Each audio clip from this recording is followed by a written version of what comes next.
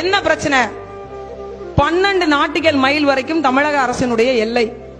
12 நாட்டிகள் mile தாண்டி போனா அது இந்திய அரசினுடைய எல்லை. இந்த 12 நாட்டிகள் மைலுக்குள்ள நீங்க மீன் பிடிச்சுக்கணும், இந்த சட்ட வரையறை சொல்லுது. சரிங்க, 12 நாட்டிகள் மைல் எனக்கு சொந்தமானதா? நான் மட்டுமே மீன் பிடிச்சுக்க முடியுமானா? முடியாது. இந்த 12 நாட்டிகள் மைலுக்குள்ள நான் சுற்றுலா தளம் அமைப்பேன். தனியார் நிறுவனங்களுக்கு அந்த கடல் பரப்பை நான் வாடகைக்கு விடுவேன். அவர் கூண்டு கட்டி மீன் வளர்த்துப்பாரு. இன்னொருத்தன் கூண்டுல என் வலைய போட விடுவானா? அந்த வழியா படகை கொண்டு போக விடுவானா? நான் ஒவ்வொரு முறையும் கடலுக்கு செல்லும் போதும் நாளொன்றுக்கு பணம் கட்டி லைசன்ஸ் வாங்கணும். இந்த சட்டம் சொல்லுது. வெறும் டோக்கன் இல்ல, வெறும் டோக்கன் இல்ல, நான் பணம் செலுத்தி உள்ளே போறதுக்கு அனுமதி. யார் அப்ப வீட்டு சொத்துல கால வைக்கிறது? நான் யார்கிட்ட அனுமதி வாங்கணும்? யார்கிட்ட அனுமதி வாங்குறது? இந்த கேள்வியை நம்ம முன்னாடி வைக்கிறது இல்லையா?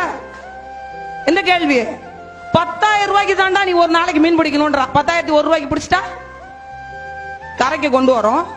நீங்க அடுத்து நடக்கக்கூடிய விஷயத்தை யோசிங்க. கரைக்கு கொண்டு வரோம், 10,010 ரூபாய்க்கு வித்துருது. எனக்கு 6 லட்சம் ரூபாய் அபதாரம். மக்களே, 6 லட்சம் ரூபாய் அபதாரம்.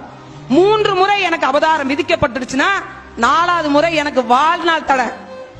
என்னுடைய பாரம்பரிய கடல், என்ன மூத்தோர்கள் பாதுகாத்து வைத்த கடல், நாங்கள் பாதுகாத்து வைத்த கடலில் எனக்கு வாழ்நாள் தடை விதிக்கிற அரசு. அப்ப இதை கேட்காம எப்படி இருப்பீங்க? இதை கேட்கலாம் நாம அடிமை, கையெழுத்து போட்ட அடிமை. 2 அடிமை இருக்கிறோம்ல, கையெழுத்து போடாத அடிமை ஒண்ணு, கையெழுத்து போட்ட அடிமை ஒண்ணு. எவ்வளவு அமைப்புகள் இருக்கோங்க. நான் யாரையும் போராடாம இருக்கிறீங்க நான் குற்றம் சொல்ல வரல. எல்லாருமே அந்தந்த நிலைக்கு, அந்தந்த சூழலுக்கு, அந்தந்த தேவைக்கு ஏற்ற மாதிரி போராடி இருக்கோம்.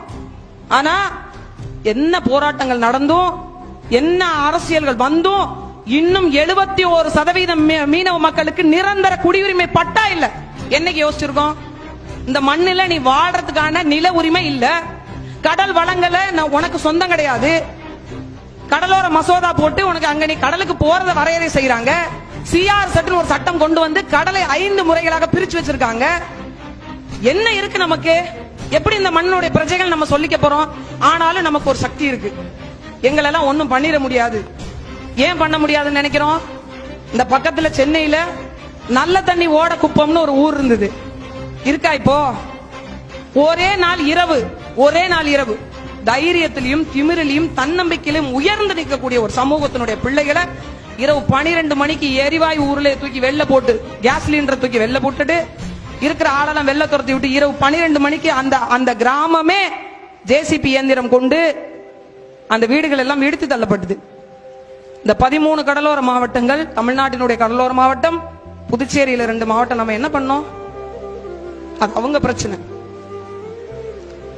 கடலூர்ல 12 கிலோமீட்டருக்கு ஒரு அனல் மின் நிலையம், அது சார்ந்த தொழிற்சாலைகள், அது சார்ந்த வணிக துறைமுகம், மீன்பிடி துறைமுகம் அல்ல. என்ன பண்ணிட்டோம்?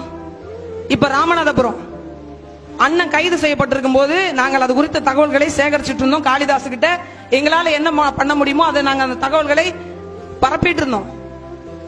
இன்னைக்கு ஆரம்பிக்கல உப்பூர், இன்னைக்கு ஆரம்பிக்கல, ஏற்கனவே ஆரம்பிக்கப்பட்டு மக்கள்கிட்ட கருத்து கேட்பு கூட்டம் நடத்தி அதை வேண்டாம் நாங்க சொல்லி எங்களை அந்த ஊர் மக்கள் அடிச்சு துரத்துனாங்க.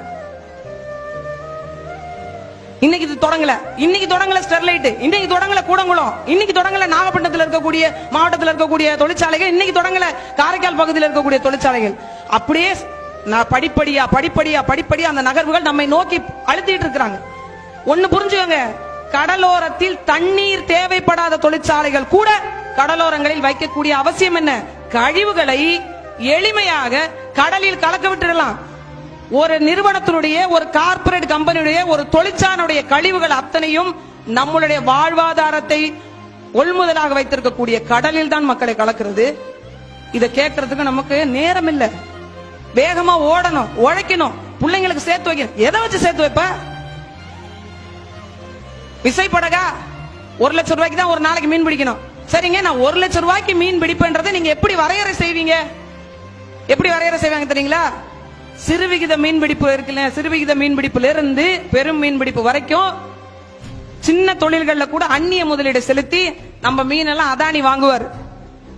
நம்ம அம்மா குப்பமா சுப்பமாலாம் இந்த மாதிரி கூடையில மீன் வாங்கிட்டு போய் தெருவில் விற்க முடியாது. இந்த மக்கள்ல, இந்த மண்ணில, இந்த இனத்தில் மட்டும்தான் இளம் விதவைகள் அதிகம்.